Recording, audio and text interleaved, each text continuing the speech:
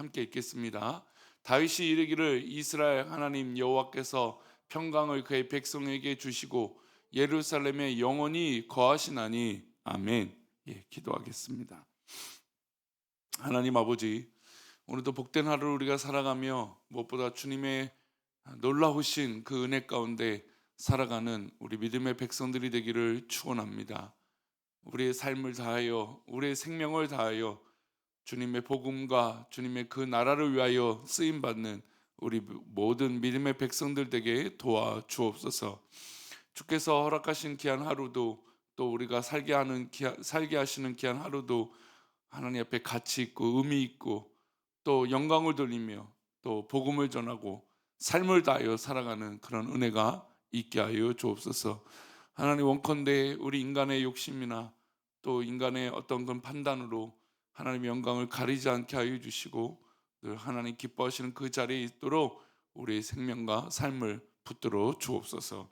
이 시간 범사에 감사하여 드리며 또 일천번대로 드려지는 예물들을 기뻐 받아 주옵시고 말씀을 나눌 때에 주님 우리와 함께하여 주옵소서. 감사하고 거룩하신 예수 그리스도 이름으로 기도 올리옵나이다. 아멘. 언제 우리가 건강했는가? 그러니까 우리 사회적으로도 건강한 사회를 이렇게 들여다보면 오히려 이제 자동차가 없고 또 이 열심히 그래서 걷고 또 열심히 뛰고 했던 때가 훨씬 더 건강한 삶을 산다라는 겁니다. 물론 지금이야 이제 약이 좋아졌기 때문에 삶을 더 산다라는 것이 훨씬 더 이제 또 좋은 것도 잘 먹으니까 이제 커졌지만, 그러나 과거에는 어떤 게 없었냐면 성인병이라는 게 없었어요. 그러니까 뭐 요즘 말하는 혈압, 뭐 이 당뇨 이런 환자들이 지금 시대에 비하면 그렇게 많지 않았죠. 그 이유는 편하게 움직이는 것보다 훨씬 더 많이 걸어야 되고 많이 움직여야 됐던 시대였다라는 것입니다. 그런 측면을 보면 교회는 언제가 더 건강했을까요? 바로 오히려 핍박받았을 때 교회가 더 건강했다는 겁니다. 예수님 오시고 313년에 이 콘스탄티누스 황제에 의해서 밀라노 칙령이 발효가 되고, 그리고 교회는 이제 어떻게 됩니까? 공식적으로 핍박에서 벗어나게 되게 되었습니다. 313년 이전에 이 로마는 기독교인들에게 지옥 같은 곳이었고 그들에게는 신앙의 자유가 보장되지 않았습니다. 지하에서 예배드리고 카타콤에서 예배를 드렸습니다. 즉 사실 목숨을 걸고 예배를 드리는 거죠. 왜냐하면 지하 동굴이라는 게 아무리 뭐 지금 봐도 관광 뭐 이렇게 돼서 사람들이 뭐 몇백 명씩 땅에 내려가고 뭐 구경도 한다고 하지만, 여러분 땅이 어떻게 무너지고 어떻게 될지도 모르는데, 그리고 지금처럼 뭐 조명이 밝거나 그런 시대도 아니었는데 그곳에서 예배를 드리는 건 실제로 핍박을 받는 것도 있지만 목숨을 걸고 예배를 드렸다는 겁니다. 그러니까 목숨을 걸고 예배를 드렸는데 오히려 더 풍성한 또 은혜를 사모하는 그런 이 시기가 바로 오히려 이 국교로 인정받기 직전이라는 겁니다. 우리나라도 역시 보면 어느 때 더 이 부흥하고 하나님의 역사를 드러났는가 보면 일제 강점기 때 한국은 정말 폭발적으로 이 영적 이 각성과 운동들이 일어나게 되죠. 그리고 6.25를 겪고 그러면서 하나님 주신 이 땅이 얼마나 귀한지 또 깨닫게 되게 하시고, 또 기도는 교회는 힘들었지만 여러 가지 이 민주화 과정과 이 어려운 시기들을 보내면서 교회는 날마다 눈물로 기도하는 사람으로 교회가 가득가득 했다라는 겁니다.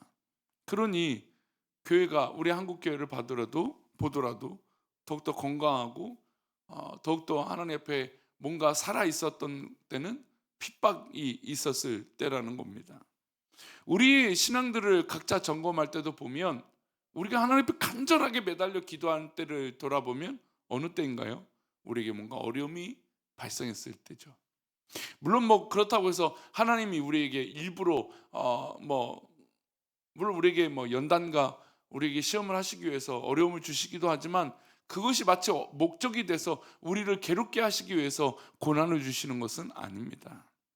근데 그럼에도 불구하고 우리가 우리의 삶 가운데 고난이 있다는 의미는 사실 우리를 살게 하는 어떤 이 생명이 있게 하는 생동력이 있게 하는 힘이 되기도 한다는 겁니다. 성경의 역사를 보아도 마찬가지죠. 구약에는 성전 시절이 있고 성막 시절이 있습니다. 근데 여러분 생각해 보시죠. 성막은 이동해야 됩니다.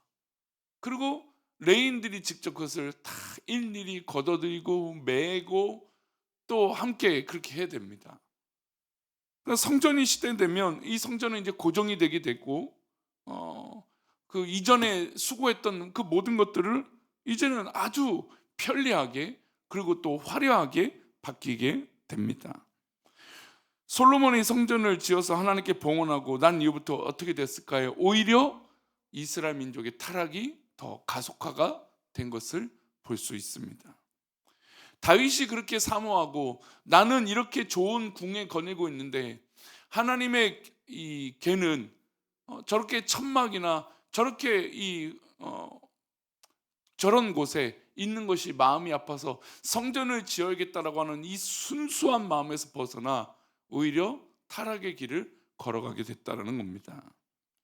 그래서 오늘 본문을 보면 사실 성전을 지으면서 벌어질 어떤 일들에 대해서 미리 하나님은 다윗을 통해서 지혜를 주셨습니다. 이게 무슨 얘기냐면 성전이 편리해지고 성전이 좋아지니까 성전이 어떤 이 좋은 선순환을 미리 더 좋게 만들고 나쁜 것들을 좀 미리 예방하기 위해서 그런 마음가짐들을 미리 훈련시키셨다는 겁니다. 그런 의미로 한번 우리 본문 한번 볼까요? 25절과 26절입니다. 다윗이 이르기를 이스라엘 하나님 여호와께서 평강을 그의 백성에게 주시고 예루살렘에 영원히 거하시나니 레위 사람이 다시는 성막과 그 가운데서 쓰는 모든 기구를 맬 필요가 없다 한지라. 이제 평강이 있습니다. 어떤 평강이 있습니까? 하나님께서 예루살렘에 영원히 거하시는, 그러니까 임재를 상징하는 이 성전이 이 다윗 이후에 성전을 통해서 있게 된다는 겁니다. 그 의미가 무엇인가요? 레위 사람이 다시는 성막과 그 가운데서 쓰는 모든 기구들을 맬 필요 없다라는 거예요. 그렇게 관리할 필요 없이 이제 성전이 지어지면 딱 그곳에 마치 영혼이 있는 것처럼 있게 된다는 겁니다. 성전이 건축되고 나서 옮겨 다닐 필요가 없으니 이런저런 수고가 없게 된다고 한다는 것입니다. 그러니까 수고가 없다라는 건 곤란함과 어려움이 없이 평안함이 유지된다는 겁니다. 그러나 이때 어떻게 될까요? 조심해야 된다는 거예요. 평안한 시대에 타락이 시작되기 때문이라는 것입니다. 그래서 타락하지 않게 해서 어떻게 해야 될까요? 먼저 우리 28절 말씀입니다. 함께 읽겠습니다. 그 직분은 아론의 자손을 도와 여호와의 성전과 뜰과 골방에서 섬기고 또 모든 성물을 정결하게 하는 일, 곧 하나님의 성전에서 섬기는 일과. 이 본문에서 반복되는 단어가 나옵니다. 어떤 단어가 반복될까요? 섬기고 섬기는 일과. 즉 첫 번째로 하나님의 이 성전을 위해서 성막의 수고는 끝났지만 철저하게 이 레위인들은 어떤 자세를 가지고 살아야 되는 것인가요? 섬기는 자세로 살아야 된다는 겁니다. 섬기는 자세로 살아야 타락하지 않고 하나님 앞에 죄짓지 않는다는 거예요. 우리가 교회 안에 있고 하나님의 영광을 위해서 살아갈 때 섬기는 자세를 놓치는 순간 우리는 교만하다라는 거예요. 하나님의 일과 멀어질 수밖에 없는 게 바로 우리라는 것이죠. 하나님께서 목사를 부르시고 하나님께서 직분을 주시고 또 교회를 이루게 하신 것은 하나님의 나라를 위하여 섬기는 그 자리에 있도록 하신 것을 우리가 잊지 말아야 되는 것입니다. 우리에게 고통과 고난이 사라지고 레위 지파가 성막을 옮겨 다닐 이유가 없어졌을 그때에 오히려 그 초심은 섬기는 그 겸손한 자세를 놓치지 말아야 된다는 겁니다. 가끔 이제 우리가 뭐 교회 규모들을 비교하면 아무래도 대형 교회, 큰 교회, 뭐 중형 교회, 자립 교회, 작은 교회들이 있을 겁니다. 또 개척, 뭐 미래 자립 교회들이 있겠죠. 근데 그런 교회들이 있다 보면 그런 이제 오류에 빠지는 데가 있어요. 뭐 다 그런 건 아니지만 대형 교회, 옛날에 어떤 뭐 이 일을 했던 뭐 경험들, 그것들이 사실은 지금의 그 믿음을 대신하지 않거든요. 근데 과거의 어떤 그 영광, 과거의 그 화려한 것들에 꽂혀서 지금 내가 하나님 앞에 있어야 되는 그 이유들을 본질적으로 놓치고 있을 때가 있다라는 겁니다. 오히려 더 겸손하고 더 섬기는 그 자세로 살아가야 되는데, 언제부터는 어깨가 이 높아지고 어깨에 힘이 들어가고 내 목소리가 커지기 시작한다는 거예요. 뭐 그게 다만 큰 교회뿐만 아니라 교회 중직을 맡으면 맡을수록 그런 되는 일들이, 그런 모습들이 보여질 때가 있다라는 것이죠. 그래서 하나님은 이 성전을 지을 또 그 결단을 하실 그 즈음에 다윗을 통하여 레위인들이 기본적으로 섬기는 그 모습을 잊지 말라고 말씀하고 있습니다. 그리고 두 번째, 우리 30절 한번 볼까요? 어떤 교훈인지 함께 읽겠습니다. 아침과 저녁마다 서서 여호와께 감사하고 찬송하며. 두 번째 레위 지파에게 준 이 어떤 넘어지지 않고 또 평안하지만 오히려 하나님 앞에 건강하게 살아갈 수 있는 그 힘은 아침 저녁으로 서서 여호와께 감사하고 찬송하라는 겁니다. 너희들이 옛날에 그 무거운 것을 메고 다녔던 그 시절을 기억하고 서 있는 것을 불편하게 여기지 말라는 겁니다. 서서 하나님께 찬송하고 감사하라. 아침 저녁으로 감사하고 찬송하라는 겁니다. 그러니까 물론 뭐 지금 현대의 시설들이, 교회는 점점점 좋아질 겁니다. 저도 교회가 어떻게 하든 우리 성도들이 편리하고 좋아지는 것을 고민합니다.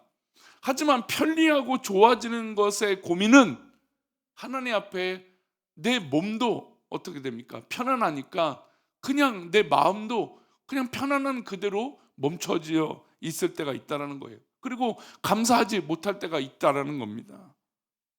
우리가 살 만큼 되었다고 내 능력, 내 지혜, 나의 힘으로만 되는 것이 아니라는 것을 기억해야 됩니다. 모든 것이 하나님의 능력이고 하나님의 은혜이고 하나님의 섭리이고 하나님의 도우심입니다. 그러니 그 도우심 가운데 우리가 깊이 깨닫는 건 하나님 앞에 감사하는 것이고, 내가 지금 이 수고하는 것이 하나님 앞에 감사의 표현인 것을 잊지 말아야 되는 것이죠. 하나님께서 주시는 지혜를 가지고 너희들이 위대한 성전을 지었다고 해서 타락하면 안 된다는 겁니다. 겸손하게 서서 여호와를 섬길 것을 강조했다는 겁니다. 그리고 세 번째 31절입니다. 함께 읽겠습니다. 또 안식일과 초하루의 절기에 모든 번제를 여호와께 드리되 그가 명령하신 규례와 정한 수요대로 항상 여호와 앞에 드리며. 항상 여호와 앞에 드리라는 겁니다. 이 말씀을 두 번이나 반복하죠. 사람이 타락하는 것은 여호와를 섬기지 않고 눈에 보이는 우상을 따라, 눈에 보이는 그 힘과 눈에 보이는 그 즐거움을 따라 살아갈 때 넘어지게 된다는 겁니다. 그리고 그렇게 타락한다는 것이죠. 우리가 하지 말아야 될 것은 사람을 하나님보다 위에 두는 것입니다. 사람을 하나님보다 위에 두고 사람을 두려워하고 사람을 겁내고 사람을 더 좋아하게 되면 그것이 우상 숭배라는 것이죠. 이제는 평안해졌다 해서 권력이 붙어서 거기에 엎드려서 섬기지 말라는 것이에요. 우리나라의 어떤 정권이 교체될 때마다 문제가 있는 것은 사람들이 이 권력에 취해서 어떻습니까? 타락했기 때문인 것이죠. 맨 처음 받았던 그 직분, 그 권력을 그렇게 선용하지 않고 결국 그 권력에 더 엎드리는 인간의 그런 욕심들, 욕망들, 그것들이 다 낱낱이 드러나지 않습니까? 우리가 하나님 앞에 서 있는 것도 마찬가지죠. 하나님 앞에 항상 앞에 있고 하나님 앞에 항상 예배를 드리고 항상 그렇게 겸비하고 있다는 것을 우리 스스로 놓치지 말아야 되는 것이죠. 그래서 그 직무를 지키는 자세, 마지막으로 32절을 함께 보겠습니다. 또 회막의 직무와 성소의 직무와 그들의 형제 아론 자손의 직무를 지켜 여호와의 성전에서 수종드는 것이더라. 각자의 주어진 직무가 분명히 있습니다. 목회자는 목회자대로, 중직자는 중직자대로, 성도들은 성도대로 하나님께서 나에게 주신 직무와 달란트가 분명하다는 거예요. 그걸 잊지 말고 그 책무를 감당해서 하나님 주신 일들을 감당하고 쓰임 받는 것이죠. 우리 이 새벽에 기도하시는 성도님들, 우리의 직무는 이 새벽에 기도하는 것입니다. 우리 성도님들의 기도로 우리 교회가 힘이 있는 것이고 또 소망이 있는 것이에요. 그러니 이 기도의 자리를 놓치지 마시기 바랍니다. 그리고 하나님 앞에 온전하게 그렇게 이렇게 예배하는 것처럼 있어야 되는 것이죠. 사실 이런 모습들이 줄어들고 레인들이 타락하니까 어떻게 됩니까? 결국 이스라엘 민족도 타락하게 되는 것이죠. 저는 늘 어릴 때부터 그런 고백을 해요. 한 교회의 10분의 1은 10의 1조죠. 이 한 교회의 10분의 1이 깨어 있어 기도하면, 깨어 있어 성령에 충만하면, 깨어 있어 하나님 앞에 있으면 분명히 그 교회는 살아 있는 것이다. 이 새벽에 기도하시는 분들 그런 사명이 있기를 축원합니다. 우리의 기도가 아무것도 아닌 것이 아니라 하나님께서 우리에게 바라시는 그 기도를 우리가 하고 있는 것이고, 마치 생명의 우리 육체에 심장이 뛰면 사람이 살 수 있는 것처럼 여러분 우리 교회에 기도와 믿음으로 서는 것이, 그렇게 하나님 앞에 바르게 서는 사람들이 있을 때 교회가 더 건강해진다는 것을 잊지 마시고, 오늘도 능히 핍박이 올지라도 어려움이 올지라도 믿음을 지켜 승리하는 저와 여러분 되시기를 축원합니다.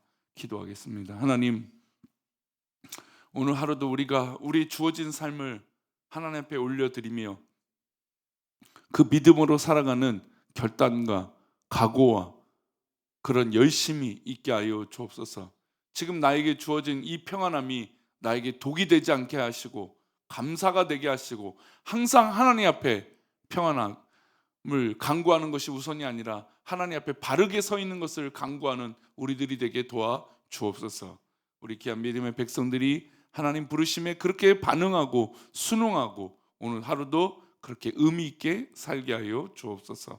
감사하고 거룩하신 예수 그리스도 이름으로 기도 올려옵나이다. 아멘.